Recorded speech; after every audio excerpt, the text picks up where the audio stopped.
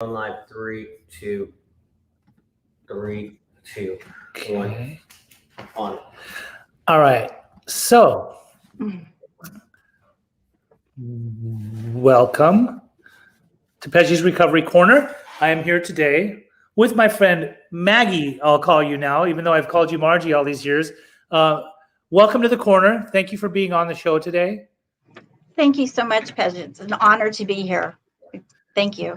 You know, I think I met you probably, I would say maybe 5-6 years ago, maybe a little bit more. I know one thing. I've been sober 14 years, and when I started working in the field of addiction and alcoholism, I noticed that there was this a lot of overdoses. A lot of people were a lot of parents were suffering because their kids were suffering, and then there was overdoses and there was death. I caught wind of you first.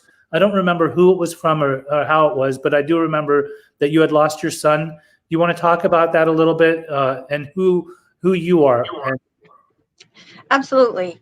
I'll start with myself. So I'm, as you said, I'm Maggie, and I know you've known me as Margie for many years, but it's actually part of my grief recovery journey, is sort of why my name has changed slightly. But I'm a mother of 4 sons, and our family was, struck with the tragedy of losing a child to substance use disorder back in 2010. I raised all 4 sons, pretty much the same way. But as we know, everyone is a unique individual, and every person has their own, challenges and struggles. And I always noticed at a very young age that Mitchell always seemed uncomfortable in his skin. He had a lot of anxiety. He was super shy and had a lot of, just insecurities. Always had to see me, know where I was in a room, kind of thing. His dad as well. And as he grew up, well, he was a hockey player. Let me just first say that he was a hockey player. He loved hockey from a very early age, and he actually got the neighborhood kids and his own brothers, interested. And he was sort of the follower. He was sort of the leader in that way in the neighborhood.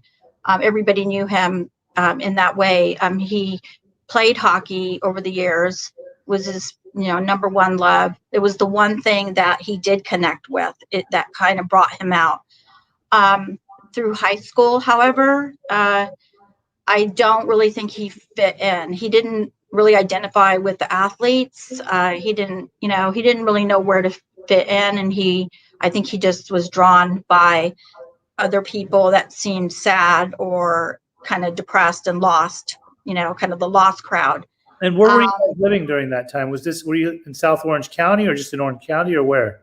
Yes, we were in South Orange County.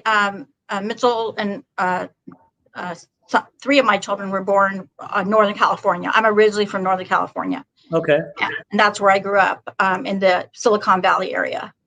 And we moved here in 1995, and Mitch was only 7 years old at the time. And as he progressed in high school, he was hoping that he could play hockey while on a high school team. Mm-hmm. Unfortunately, he made the team, but unfortunately the school was worried about some lawsuits or something that was going on, so they disbanded the whole thing. And that's when I kind of really feel like he didn't connect with people in general in high school. He struggled through high school. He got through high school, but he struggled through school as far as his grades went. He barely got by. He had a very sweet disposition. He was very kind, very sweet.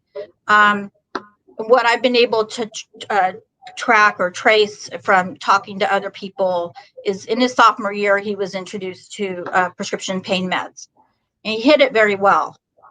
How was he introduced to those prescription pain meds? through friends. Yeah, through friends.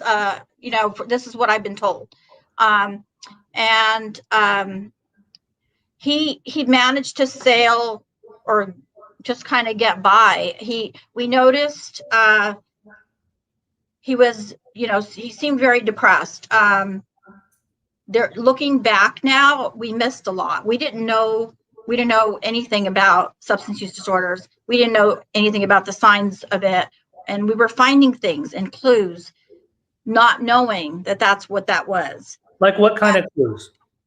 So, missing, our spoons would be missing. Okay. Foil Right. would be missing. These are typical things that kids that are doing heroin use. Yes. Yeah. And so when I would question him, he would be very convincing, like, why don't you bring your dirty spoons downstairs, from, like whatever you were eating in your room or whatever. Why was the foil in your room, or et cetera? And he always seemed to have, sort of logical answer. So, he did fool us a lot. We had no clue. We were very naive and just really didn't know. And so we would notice that he would wear sweatshirts a lot and wear the hood over his head a lot. Right. And I always felt it was an anxiety thing, because it seemed like he had very low self-esteem, and he didn't like it if you looked at him. So I always felt it was his way of trying to shut out the world and just like cover his face. Mm-hmm. And but he and I were very close. We had a bond. I understood him. I knew not to press him on certain things that would make him more uncomfortable, such as taking his picture. He had a lot of anxiety about taking his picture, so I wouldn't force it, and I sort of respected that part of him. But it wasn't until he graduated from high school, and he actually he held down jobs. He went to Saddleback College a little bit here and there. He had a interest for auto mechanics. But at age 20 is when we learned he had been arrested, and he had been charged with drug paraphernalia, and that's when we learned that he had a heroin addiction. Okay, so I want to ask you some questions, and I know it's a sensitive subject. It's so delicate. I mean, there's a lot of realities to this. Yes. I want to back up real quick to where you said it started with prescription medication. So obviously, when you said it was from friends, I mean, in my world, I call those so-called friends. Like, they're not really friends. You know what I mean? Exactly. But they as much as he were probably caught up in that scene. It's a very popular thing amongst the youth these days. They get into opiates, usually through pills. It's not like kids just pick up heroin for the first time and be like, oh, I'm just going to become addicted to heroin. Like it can definitely develop and through prescription medications, which are probably not prescribed to the majority of the teens that are out there. Maybe like a small percentage of them are using prescription medication because of actual pains that they may have endured, like a certain back injury or something like that. But for the most part, do you think, or do you know, I mean, I'm sure after over the years, you probably racked your brain to try to figure out like where it all started from. But do you think that these kids were getting this stuff perhaps like from grandma's medicine cabinet or their own parents' medicine cabinets, or how the hell were these kids getting this stuff? Yes, I do. That is a fact, but I do believe that is what they were doing, going through cabinets. You got to remember, this was in roughly like in the early 2000s, 2002, 2003, whatever. And that's when the oxys were out there, like the oxy movies. Yes, yeah. And so people hadn't caught on yet that they shouldn't have these things in their medicine cabinets. That parents just weren't clued in that could possibly be happening in their homes. Now, I don't know exactly where he obtained it, because both my husband and I, we weren't taking those medications. So, Mhm. I think that they were at other people's homes, and they did get into them that way. Mhm. And, and perhaps he was getting things off the street because, with addiction comes desperation. Right. And a lot of people, they end up stealing from their own families, Right. And, So, and that usually happens with, well, I think at first it starts out in a very premature cycle where the kids will hit their own home's medicine cabinets, but then they will move on to other places. Like if they're like the girlfriend's babysitter or something, is it somehow, or wherever it can be breaking into places. And when you can't actually get the prescription medications, then they resort to the harder stuff, the street drugs, especially in California, there's the black tar heroin. And so so when you said that you were finding spoons missing or even tinfoil, I mean, this is a very common thing that a lot of kids go after, is the spoon to try to heat up the drugs, or to yes. the tinfoil. When you were finding these things, did you have any clue? Like, did you know but you didn't want to know, or did you know anything at all, or had you no idea? Like, was his appearance, did he appear like he was under the influence of opiates? So, so I was very clueless. I didn't know anything about those. Those could be signs. Now I can look back and say, oh yes, his color was off. He seemed to be sleepy a lot. I could tell you a million things that I know now that were Right. signs Mhm. that I couldn't understand this behavior at the time, and so it was a definite education. And of course, after everything that's happened, you can't help but feel like it, if you wouldn't have missed this, if you would have known more about this. But I can't play that game with myself, because Yeah, I know too many parents that knew those things, and Right.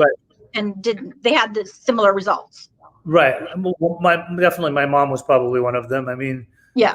the writing was on the wall, but her being a mother, like a Persian mother, highly codependent, with not armed with any facts of recovery for her community, until it was evident, but she, I think in her own mind, did not want to believe that I was a full blown addict. And although she Mhm. knew, I mean, she knew that I was bad, she just didn't know how bad I was, even with all of their tests and everything. So that, let's catch up now to what you were just talking about. So this young man graduated amazing that he graduated high school. I mean, that's great. Obviously he must have been very smart and educated to be able to do that, even if he was under the influence of anything. So then he got in trouble with the law, you say, and how old was he then? So it was 2 years after he graduated from high school. I was in Lake Tahoe with my other sons, and I got a call from my husband, who had stayed behind with Mitch in the house, and said that he had been arrested, and he was in possession of black tar heroin. And I didn't know what that was. So that was an education. And so that started, that was the whole, that was the day my whole life changed. Like, I didn't know who I could talk to about that. I had no one. And it was a really lonely place to be. And especially since Mitch was ashamed of everything, and he said, please don't tell your friends. Please, don't talk about this. Don't tell grandma. Don't tell my aunts, and et cetera, et cetera. And so I obliged him, but looking back, that was not a good thing for me to do, because then I was in a lonely place. I didn't open up, and if you don't open up, you can't find support, or you don't get any support, because no one knows what you're going through. Right.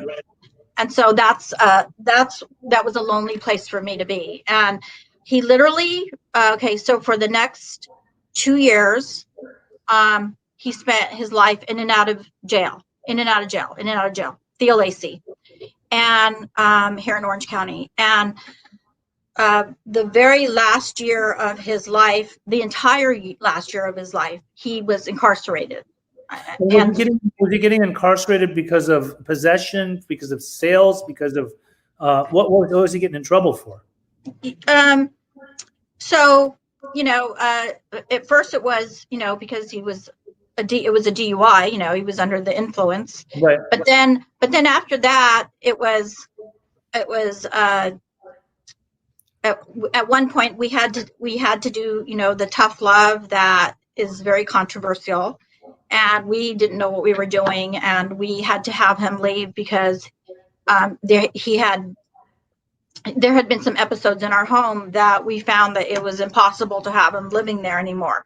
Right. So the night that we made him leave, he managed to end up at someone's home with a group of people, and he got into their medicine cabinet, and somehow he got himself arrested that very first night that we tossed him out.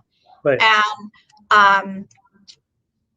And while he was incarcerated, that's when they started thinking that maybe he had a dual diagnosis problem, that there was, some sort of mental health diagnosis in addition. Uh-huh.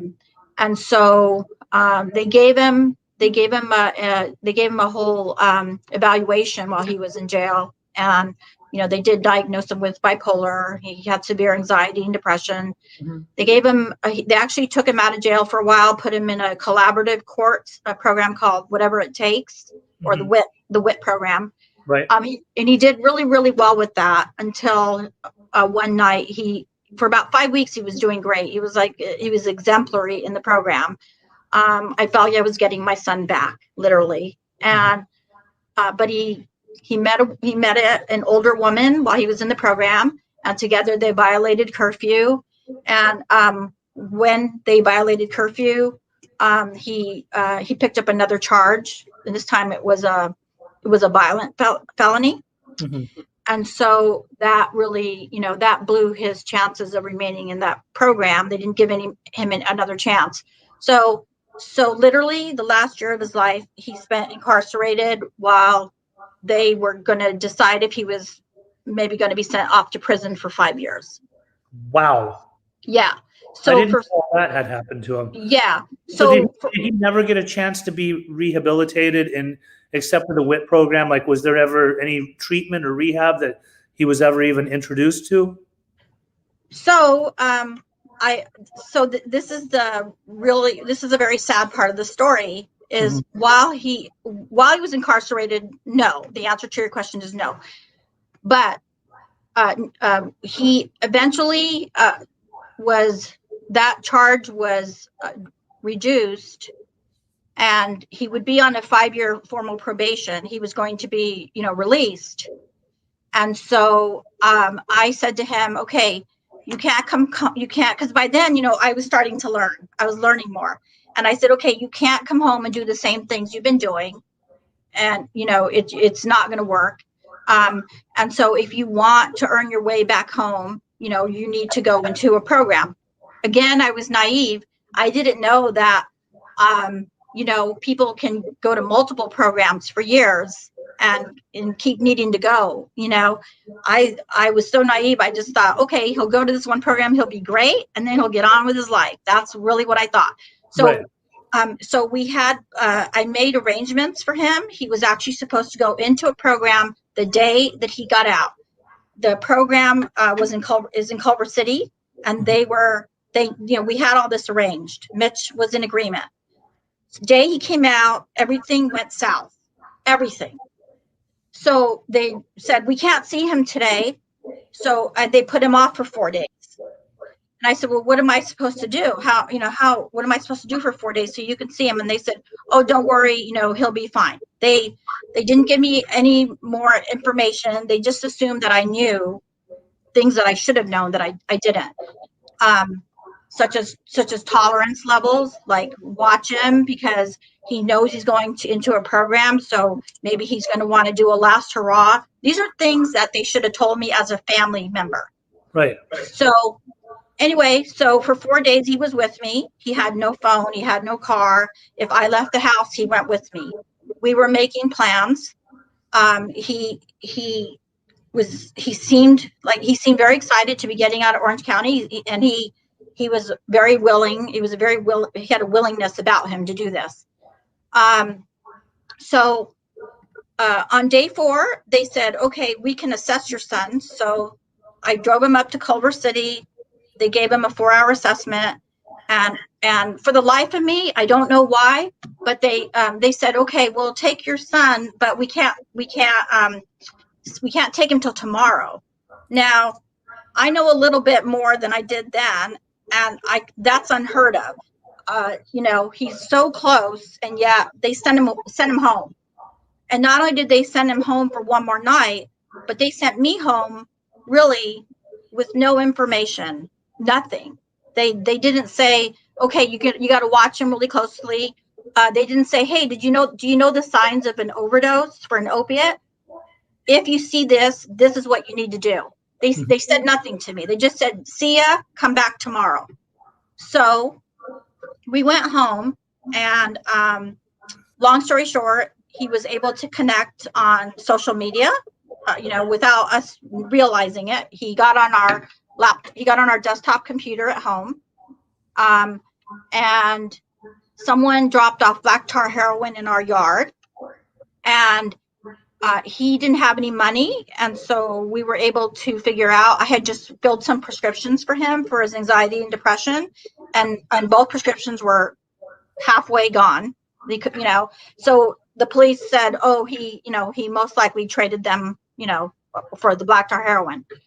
So anyway, so that night he did use a small amount, and I questioned him because I saw him nodding off, and I said, what happened? What did you take? And he wouldn't be honest with me. He was very belligerent, very combative, disrespectful. And I didn't stop to think that, oh, well, maybe he's not done. Maybe he has more. I didn't even think about that, honestly. And I just figured we would put this behind us, and we would proceed in the next morning with taking him to the program. I said to him, I'll see you in the morning. Let's just move forward. Let's put this behind us. And that was that. Little did I know that would be my last conversation with him. And the next morning, at 6:00 in the morning, I heard a TV on, and I went downstairs, and I found my son. I found Mitchell. And it was the most shocking, most devastating moment, in my life. And the best way I can describe it, Pej, is that a bomb went off in my house, but it was a silent bomb. Nobody else could hear it, but it was deafening. It was deafening and devastating. I had all my other boys. They were 12 and 15 and 18, and they were all asleep. And my husband was getting ready for work. I had to calmly go run upstairs, get him, tell him there was a problem and that he needed to come help me. Parents, siblings, anyone should never have to come across this scene of having to lay your son on the floor and attempt CPR while you're calling 911. My home quickly filled up with first responders, police who want to treat it as a crime scene, which is devastating to the families, paramedics, trauma intervention volunteers, eventually the coroner. So we had to make the decision to wake up our boys and put them all in a room together and deliver this news, because it was early in the morning. Our house was filling up, and we didn't want them to come downstairs and wonder what the hell is going on. We didn't want them to just come across it, so we had to wake them up. And it's a moment that they will never forget, that they are never the same because of it, that parents should never have to do. Yeah. I'm trying to hold it together. I mean, that's heart-wrenching. I just I can't imagine. I mean, I can't imagine because I've had to deal with it on my end too, but not when it's your kid. No, Yeah. I don't have my own children, so I would never know, but Yeah, that's it's very, tough. very, very heavy. And so he was the oldest of all the brothers. He is the oldest, yes, and so it's very tough on them because leading up to that moment, they had distanced themselves from their brother because they didn't understand what was going on with him. They didn't know why he was doing what he was doing, behaving the way he was behaving. They were young. They couldn't get it. We could barely get it. And so it's tough on them because after the fact, you wish you would have tried harder, tried to have more of a relationship with that person, see what you could have said or done, or all the what ifs, the wishes, everything. And the kids, the siblings are left with those feelings too, and it's tough because it's not their fault and there's nothing they could have done, but they will always wonder, well, what if I would have tried to talk to him more? What if I would have said this to him, let him know that I care, and it's not that they didn't, but they were scared of him. They were confused by him, So I totally get that too. And often, I often, obviously we know that the fentanyl craze and the car fentanyl craze is running rampant, and we just see a lot of people that are losing their lives as a result of it.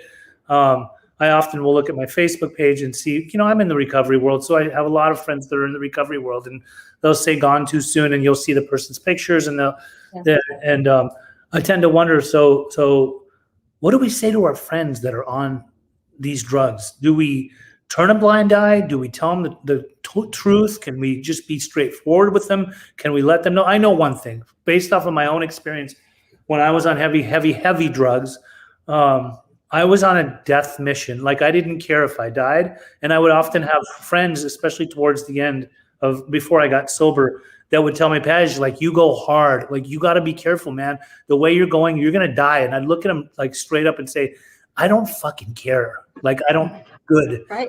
I'll do more so I can die. Because I really wasn't living. I didn't know how to live. I was a hopeless drug addict, drug fiend, dope fiend, all that stuff. So, it's about trying to help our friends get out of that mindset. And so first of all, I love you. You've been such a dear lady that whenever I interact with you, I'm reminded of why you matter to me so much. And why you matter to me is because you stand out. You've gone above and beyond to continue to help people that are in the process of trying to get their kid back or have actually lost their loved one or their child. So over the years, what I learned about you was that you created a nonprofit organization, it's written right behind you. It's Solace for Hope. And I want you to know, one of the reasons I say I love you is because I know I can always count on you. Whenever and this is on a national level, I've had a lot of different mothers or fathers that have called me and they've lost their loved one. And I often will tell them, call Maggie, call Margie because she has experience with this. She lost her son. She helps a lot of people. Solace and I'll have you talk more about it. But when I know that somebody's grieving, and there's so many different stages of grieving from losing their loved one, I send them to you. If they're in Orange County, for a long time before the pandemic, the doors were open and the seats were being filled and people would come down. I think, if I'm not mistaken, during pandemic, you were probably online and then if perhaps you've opened up again. But will you do me a favor and please tell us about the history of Solace, how it started, why it started, and what you've done with it and what it is now. Okay, sure, absolutely. But really quick, I want to just quickly answer your question. What do you say to a friend, to someone? Well, first of all, you meet them where they're at. You let them know that you're not judging them, that you have compassion, that it's hard, that want to be struggling with this, and you just let them know that you're there. And so, even if they're not ready for help, you just say, hey, you can come to me anytime. And, I will never enable you, but I will support you when you're ready, when you have that willingness. Always let them know that you love them unconditionally, because the fact of the matter is we don't know if they're going to be here tomorrow. So don't go to bed without saying that you love them, that you care. It's very simple. It's very simple, and as far as so Solace for Hope started out at in 2012, out of the need, for families who were being impacted. And after I was impacted in this, devastating way, I was alone. There's so much stigma. It's just hard to talk to the average person about it.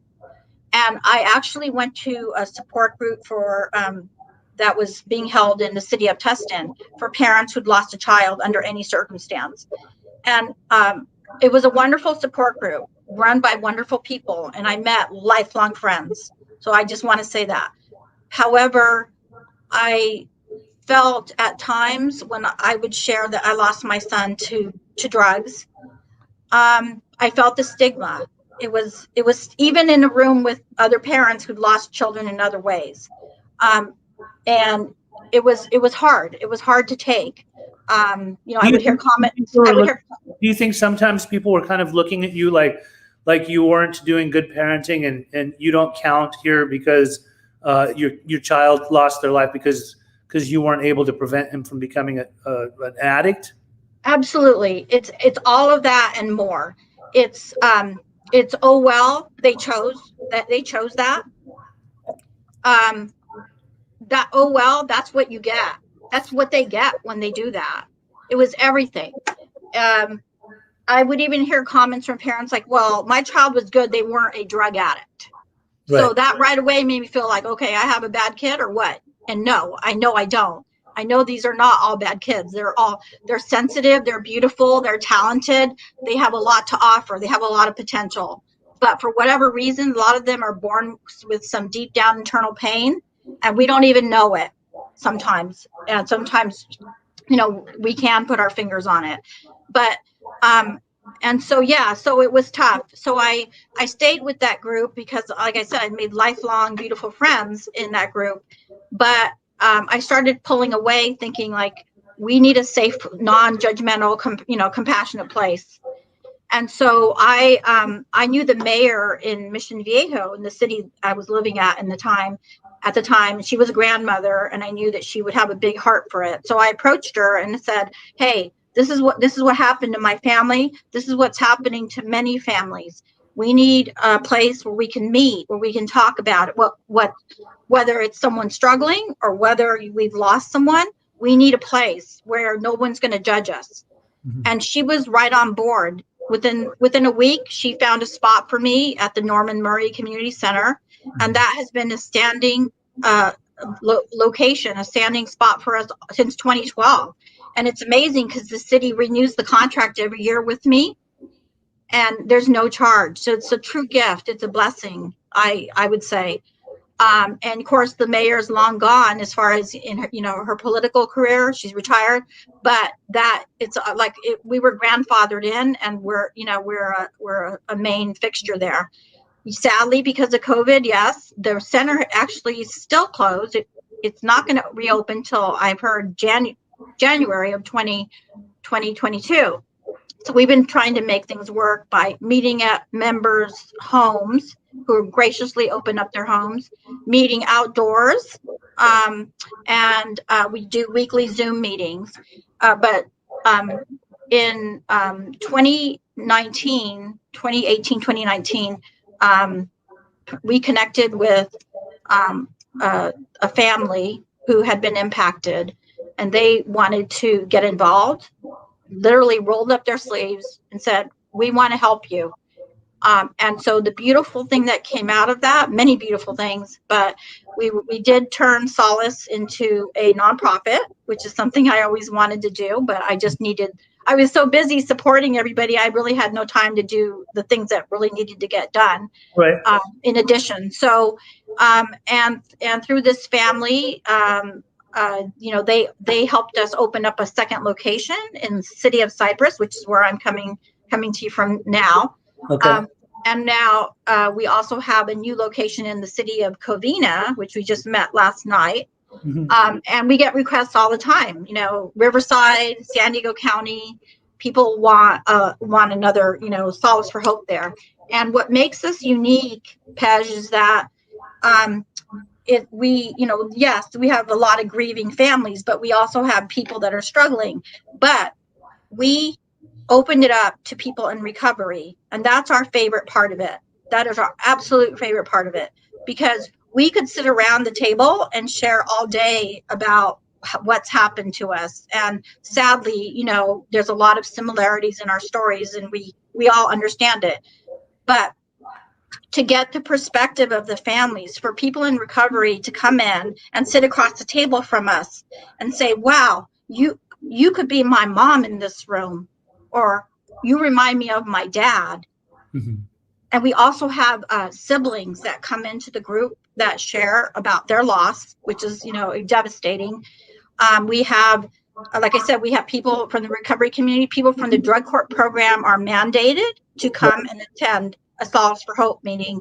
I have to sign off on their court cards, and it's part of their requirement for drug court graduation. I think that's unbelievable. That is amazing. Yeah, Totally. and it's because we get so much out of people in recovery. It helps us better understand, but they hear from families things they didn't realize their families were going through along with them when they were going through their addiction. And so it's sort of a symbiotic relationship, and we give, we take, we give to each other. We love on them. We literally love on them. We hug them. We give them encouragement. Many of them come back over and over, and they want to check in with us. And they said our stories help them in their recovery to stay vigilant. I think that's amazing. This brings up this thought of back in the day. I used to have this drinking buddy. He kept getting DUIs, and he was in and out, like even from his adolescence all the way into his young adulthood. And he ended up having this judge down in Orange County who lost her son in a drunk driving accident. So this was like the lady that would just hand out the consequences to all of the DUI folks, right? And Yes. they would make him literally, like, one of the things that he had to do. He was down at James Music Jail, the farm.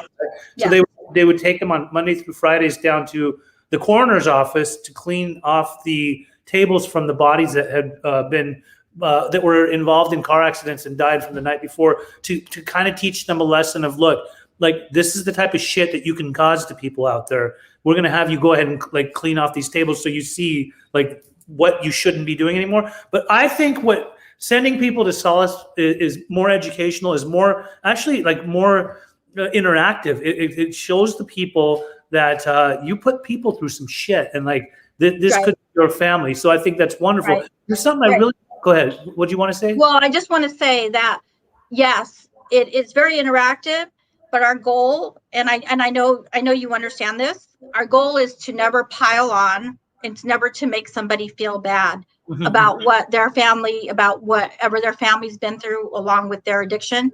Right. It's just really open their eyes. And the beautiful thing is they come and they want to be of service. They say, oh, can we help you to your car, Miss Maggie? Can we carry this? Can we, I love that. Yeah. And isn't that what it's about? Is just that's what it's all about. And we even have parents, which is a beautiful thing, who have the ability to give them little side jobs to help them in their recovery, and show them that they were trustworthy, that we trusted them. It gives them a sense of purpose too. Yes.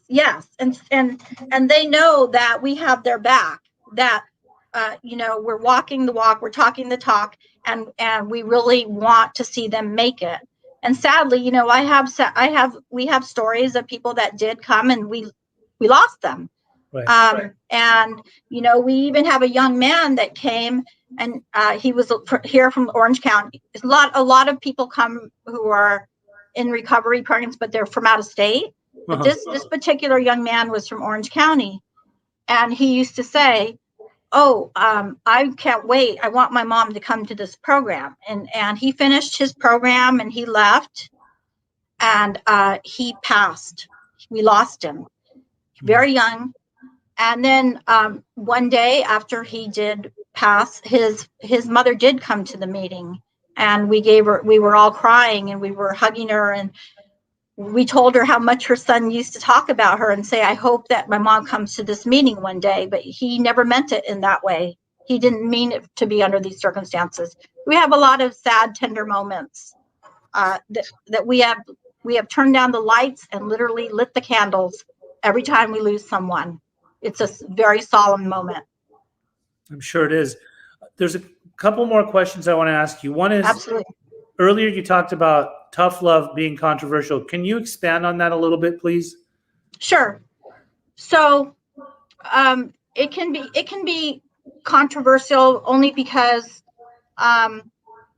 you know, I have attended some Nar-Anon family groups and things like that, and I've learned a lot of great things.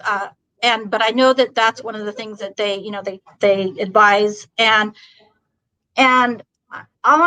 I guess maybe controversial isn't quite the right word I wanted to use. I would just say that everybody has to decide on their own if they're going to take that step, because you're the one that has to live with it. So for someone in a meeting to sit there and tell you, well, you need to kick them out, you need to do this. Well, that's one thing our group never does. We never tell you what you should do. We provide the tools, or we have the resources, but ultimately it's that family's decision, because sometimes it can backfire. You know, the notion of, well, the person has to hit rock bottom. They have to hit rock bottom. Yeah. Nowadays, Pej, you know what rock bottom is? It's death from fentanyl. That is rock bottom. And so we can't let it get that far. We can't let it get that far, because with fentanyl, you don't even have a chance, and it's in everything. You could just die almost immediately. There's no bottom. Yeah. And I've often said, I mean, I've never really subscribed to the term rock bottom in the first place, because if that was the case, I had hundreds of rock bottoms, and I believe every bottom has a trap door. If you think like the countless times that I went to jail or juvie and all that stuff, those should be seen as rock bottom. Why is it that I'll convince myself when I'm locked up, I'm not going to get high. I'm not going to get high. I'm not going to get high. Second I get out, I'm off to the dealer's house. Like that's exactly. a bottom, so exactly.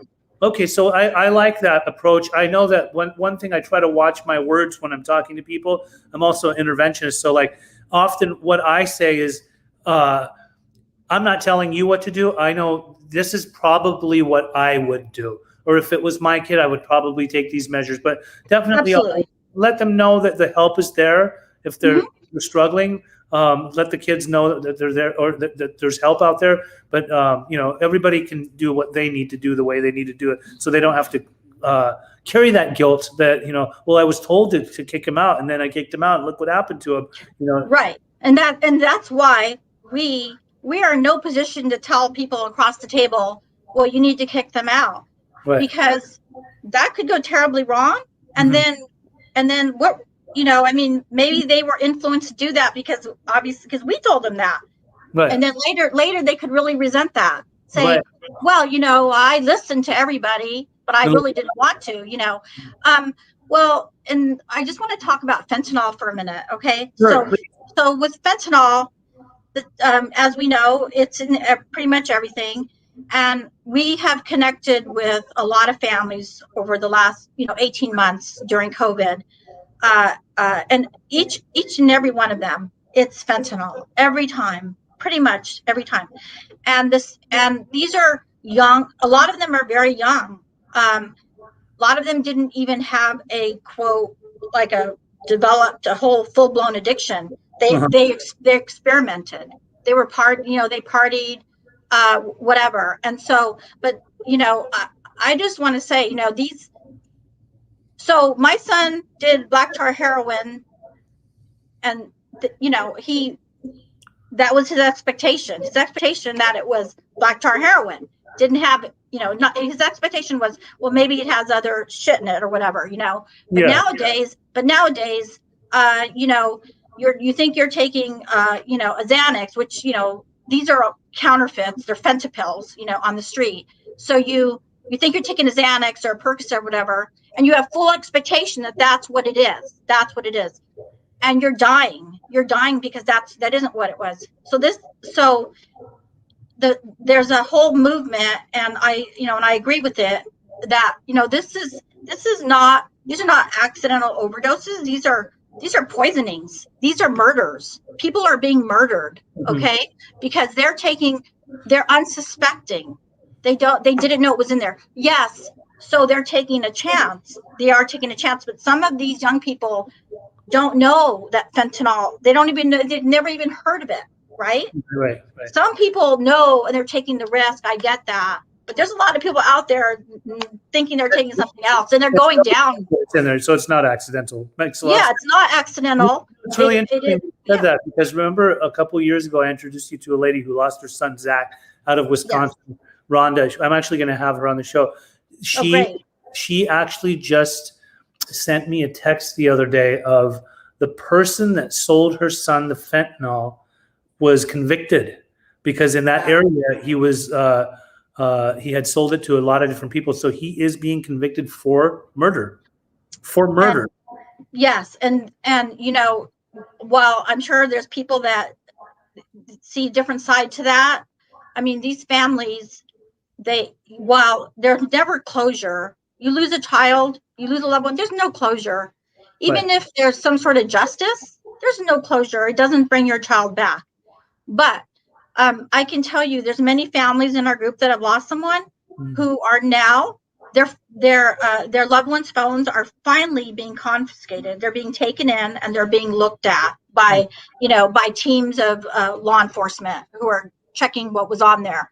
Now that didn't happen. Even though I had information, it didn't happen. It didn't used to happen. It's starting to happen now.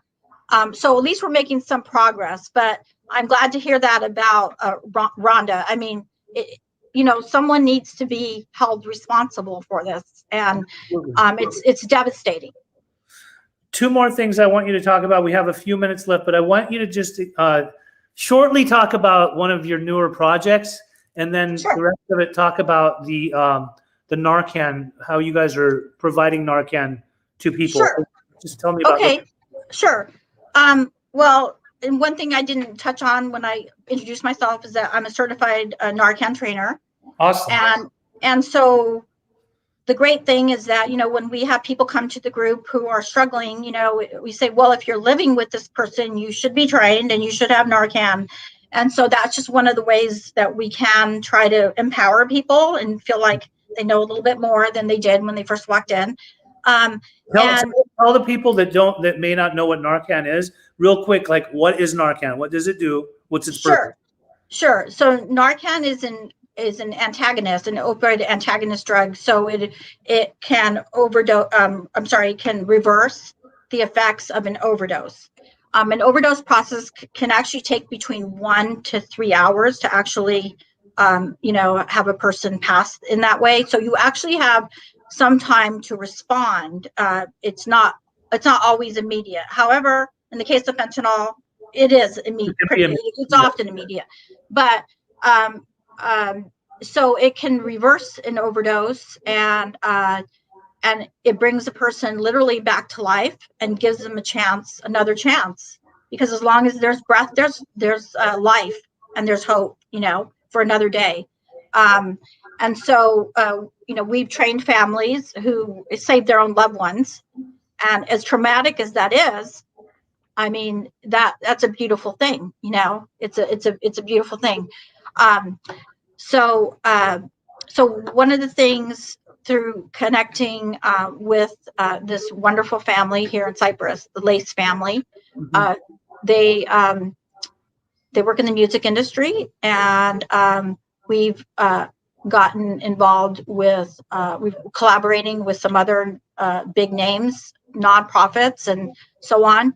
And so if a person would like to get some Narcan, we encourage them to go to tempomission.org, and you can take a training online. And then if you're here in Orange County, you just have to contact us, and we have it for you for free. And so that is, we hope, obviously, as every medication has an expiration date, so does Narcan. So it's critical that we get these out, these kits out. We currently have, we don't have the nasal version right now. We have the auto injectors. And so we'd love to get those out. So anybody needs some here in Orange County, just go on that quick training, and then we'll be able to get it to you. Awesome. I absolutely love that. I'm actually going to have to hit you up for that, because I've got some homes where we probably need to re-up because they are probably going to be expired soon. So good to know. Yes. Wow, this was probably one of the most powerful podcasts that I've had yet. You're an amazing woman. Thank you for all that you do for the community. Thank you for being you. All things considered, you help countless men and women who are struggling through trying to get through the grievance process, or just are trying to figure out how to help their loved ones. So thank you for everything you do. It's been an honor and a privilege to have you on here today. I'll never forget when you asked me to come speak and tell my story at a treatment center that you were working at. I think it was an all-male facility.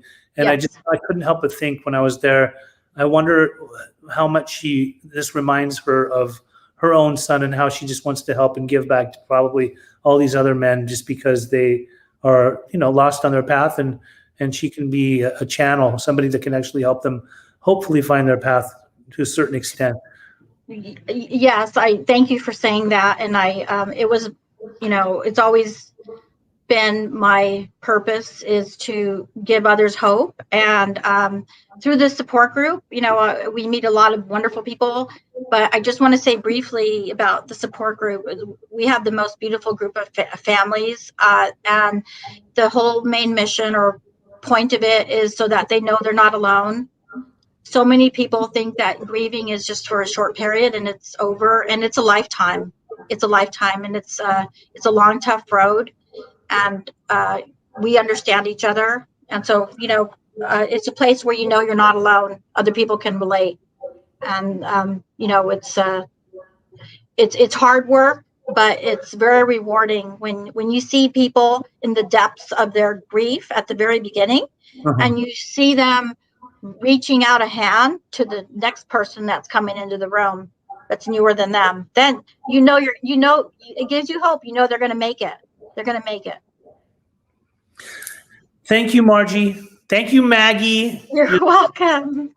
You're welcome. No, thank you so much for this opportunity. It means so much. And thank you for all that you do to shed the light, spread the awareness, and you do it with love and compassion. And that's what I love about you, is you understand that there's more to it than just, meets the eye, as an interventionist. Thank you. Have a lovely day, and I'll see you again soon. Yes, thank you so much. You too. You have a wonderful day. Take care. Thanks.